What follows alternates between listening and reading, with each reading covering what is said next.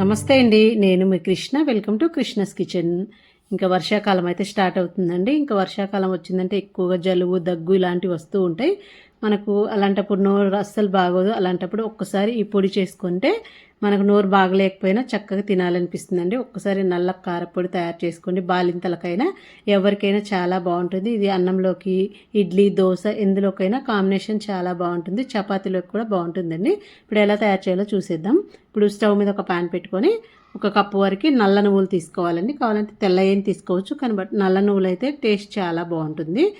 ఒక కప్పు నల్ల నువ్వులు వేసుకొని మంట చిన్నగా పెట్టుకొని మంచిగా దూరగా అయ్యేంత వరకు వేయించి వీటిని పక్కన పెట్టేసుకోవాలి.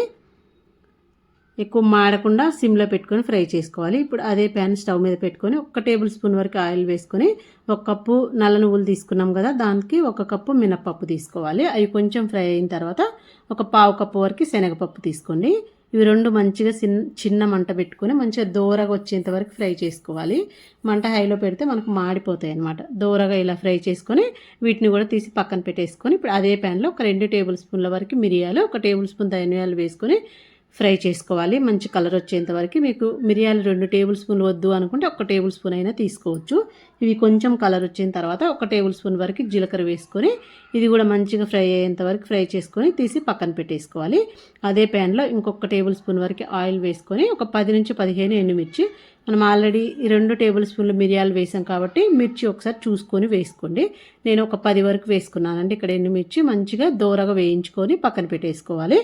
అదే ప్యాన్లో నీట్గా కడుక్కొని ఆరబెట్టుకున్న కరివేపాకు ఒక చిన్న గుప్పెడు వరకు వేసుకొని మంచిగా క్రిస్పీగా అయ్యేంత వరకు, మెత్తగా లేకుండా క్రిస్పీగా అయ్యేంత వరకు ఫ్రై చేసి పక్కన పెట్టేసుకోవాలి. ఇప్పుడు ఇవన్నీ మొత్తం పూర్తిగా చల్లారిపోవాలి. మనం ఫ్రై చేసుకున్నవన్నీ చల్లగైన తర్వాత ఒక మిక్సీ జార్ తీసుకొని ముందుగా మినప్పప్పు, శనగపప్పు, ధనియాలు, మిరియాలు ఇవన్నీ మిక్సీ జార్లో వేసుకొని బాగా మెత్తగా మిక్సీ పట్టుకోవాలి. అందులోనే తగినంత ఉప్పు వేసేసుకొని బాగా మెత్తగా మిక్సీ పట్టుకోవాలి. ముందు ఈ పప్పుల వరకు మిక్సీ పట్టేసుకోవాలి. పప్పులు మిక్సీ పట్టుకున్న తర్వాత ఇందులో కొంచెం ఒక హాఫ్ నిమ్మకాయ అంతా చింతపండు వేసుకొని మిగతా ఇప్పుడు ఎండుమిర్చి, నువ్వులు ఇవన్నీ వేసేసుకోవాలి. కరివేపాకు అన్నీ వేసేసుకొని వీటిని కొంచెం బర్స్గా మిక్సీ పట్టుకోవాలి. మరీ మెత్తగా పట్టుకోకుండా ఇలా మిక్సీ పట్టుకొని ఇప్పుడు ఇందులో ఒక వెల్లుల్లిపాయ మొత్తం పొట్టు తీయకుండా ఇలా వేసుకొని ఇప్పుడు దీన్ని పల్స్ మోడ్లో కొంచెం కచ్చా పచ్చగా అయ్యేంత వరకు మిక్సీ పట్టుకోవాలండి. మరీ మెత్తగా ఉంటే ఈ పొడి బాగొద్దు. ఇలా కొంచెం కచ్చా పచ్చగా వెల్లుల్లి మనకు ఇట్లా కనపడుతూ ఉండేలాగా వేసుకోవాలి. ఇలా వేసుకొని సర్వ్ చేసుకున్నామంటే టేస్ట్ అయితే చాలా చాలా బాగుంటుందండి. మనకి నోటికి ఏమైనా తినాలనిపించినప్పుడు ఇలా చేసుకొని తిన్నా, లేదంటే దోశ పైన వేసుకున్నా, ఇడ్లీ పైన వేసుకొని నెయ్యి వేసుకొని తిన్నా కూడా చాలా చాలా బాగుంటుంది. ఒకసారి ట్రై చేయండి. వీడియో నచ్చినట్టయితే లైక్ చేయండి. మీ ఫ్రెండ్స్కి, రిలేటివ్స్కి షేర్ చేయండి. మంచి మంచి వీడియోస్ కోసం నా ఛానల్ని సబ్స్క్రైబ్ చేసుకోండి. Thank you.